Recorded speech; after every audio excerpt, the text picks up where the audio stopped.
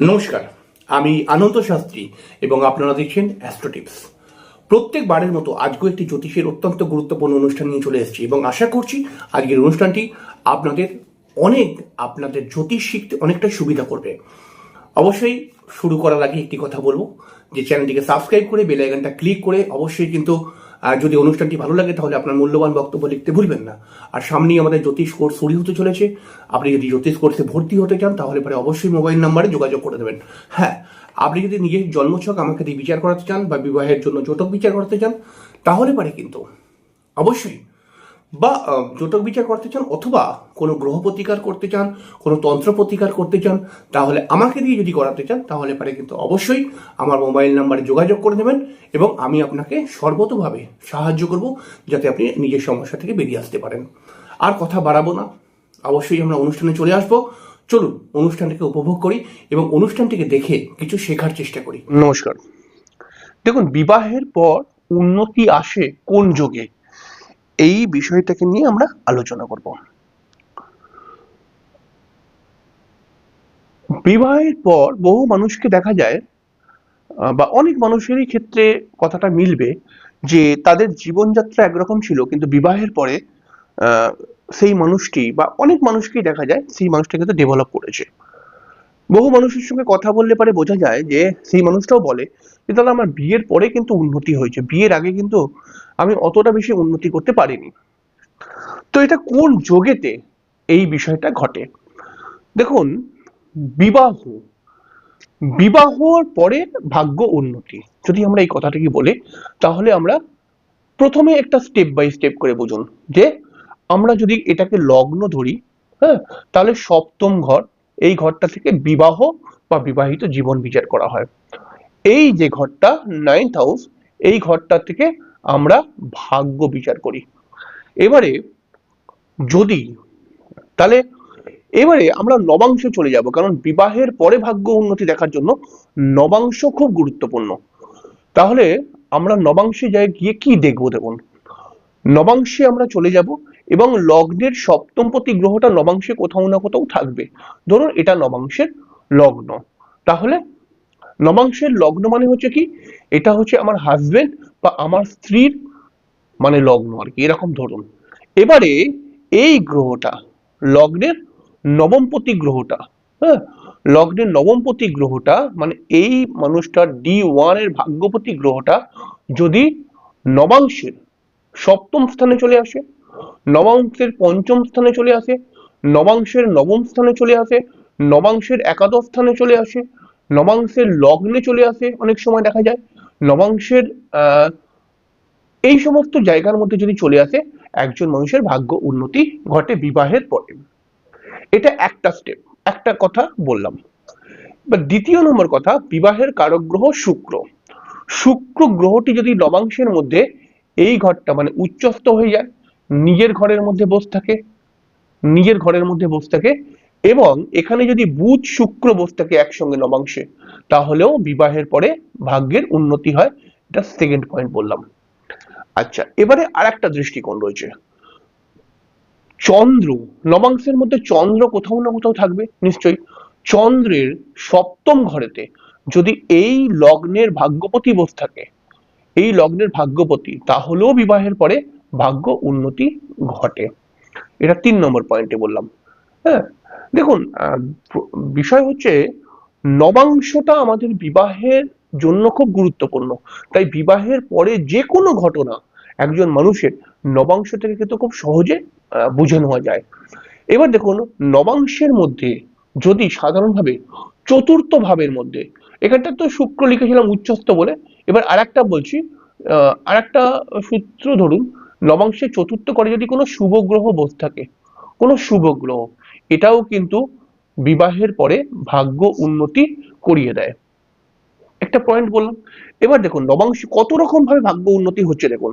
এবং নবাংশের মধ্যে D1 এর সপ্তমপতি, D1 এর সপ্তমপতি গ্রহটি যদি নবাংশের 9th হাউসে চলে যায় তাহলেও ভাগ্য উন্নতি হয়। এটা 5 নম্বর পয়েন্ট বললাম।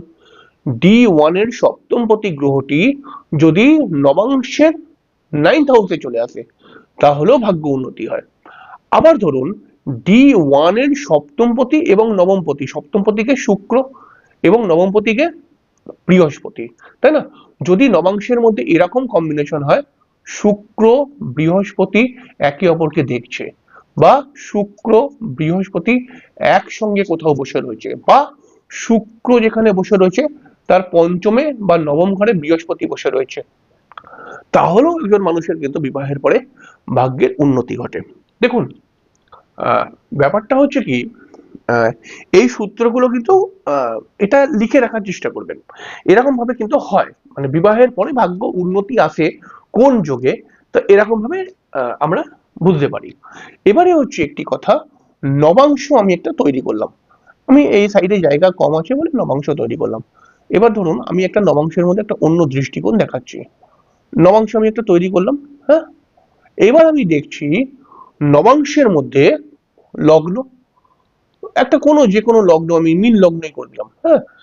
নবাংশের লগ্ন, আশা করছি বুঝতে পারছেন, নবাংশের লগ্ন কে যদি বেশিরভাগ সময় দেখা যাবে নবাংশের লগ্নপতিকে বৃহস্পতি, এই বৃহস্পতি যদি কোনোভাবে, মানে লগ্নপতি, নবাংশের লগ্নপতিকে যদি, মানে নবাংশের লগ্নপতিকে যদি, মানে লগ্নপতি, লগ্নপতিকে যদি না, নবাংশের লগ্নপতি যদি লগ্নকে দেখে, তাহলে দেখুন এই লগ্নের অধিপতি বৃহস্পতি এবং এই বৃহস্পতি লগ্নকে দেখছে, তাহলে পারে ভাগ্য উন্নতি ঘটে। নবাংশের বৃহস্পতি, এই বৃহস্পতি গ্রহটি ভাগ্য উন্নতি করাবার একটি প্রধান গ্রহ। আমরা যদি দেখি আমাদের জীবনে আমাদের ইচ্ছাগুলো পূরণ হওয়া এবং আমাদের জীবনে একের পর এক প্রাপ্তি, যদি আমরা যেগুলো মনে করছি পাওয়ার আশা করছি, সেই প্রাপ্তিগুলো যদি মানে পরপর পরপর ঘটতে থাকে, তাহলেই আমাদের ভাগ্য উন্নতি বলতে পারি আমরা। তাহলে এই বৃহস্পতি কিন্তু প্রাপ্তি দেয়, এই বৃহস্পতি কিন্তু মনের ইচ্ছাকে পূরণ করিয়ে দেয়। এবারে নবাংশের মধ্যে যদি এই বৃহস্পতি শুক্র, বৃহস্পতি ধরুন যেখানে বসে রয়েছে তার আশেপাশের ঘরের মধ্যে শুক্র বসে রয়েছে, তার এক ঘর আগে বা এক ঘর পরে, তখনও আপনি দেখবেন বিবাহের পরে ভাগ্য উন্নতি ঘটবে। কিন্তু বৃহস্পতির আগে এবং পরের ঘরে যদি শুক্র থাকে, তাহলে পারে কিন্তু বিবাহের পরেই একদম ভাগ্য উন্নতি হবে না।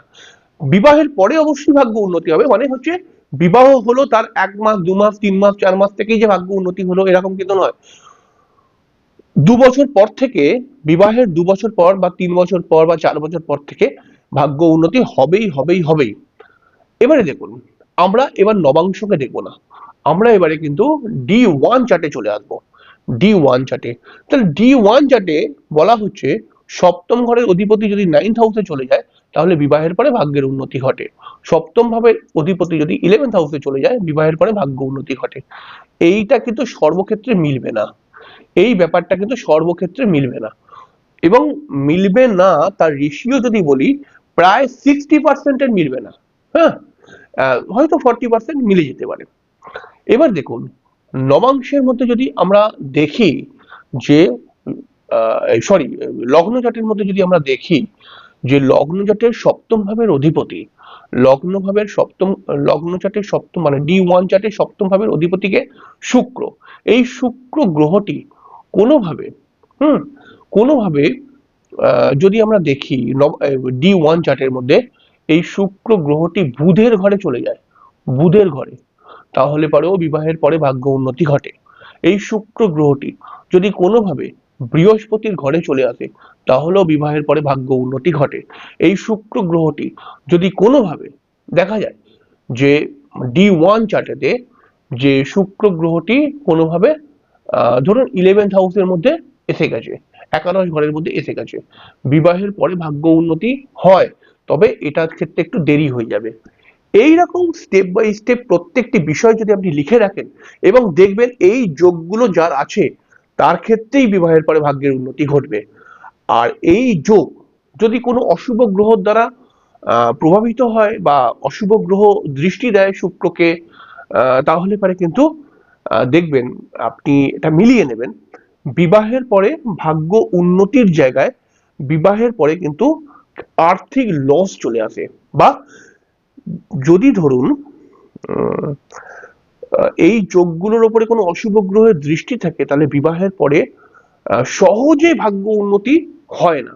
হ্যাঁ, এই যোগগুলোর মধ্যে 2-3টে যোগ যদি একসঙ্গে থাকে তাহলে পরে হয়ে যায়, কিন্তু যদি ধরুন এই যোগগুলোর মধ্যে একটি যোগ রয়েছে এবং সেই যোগটিকে অশুভ গ্রহ দেখছে, তখন কিন্তু বিবাহের পরে চট করে ভাগ্য উন্নতি করবে না, মানে হবে না, একটু সমস্যা এসে যাবে প্রথম দিকে।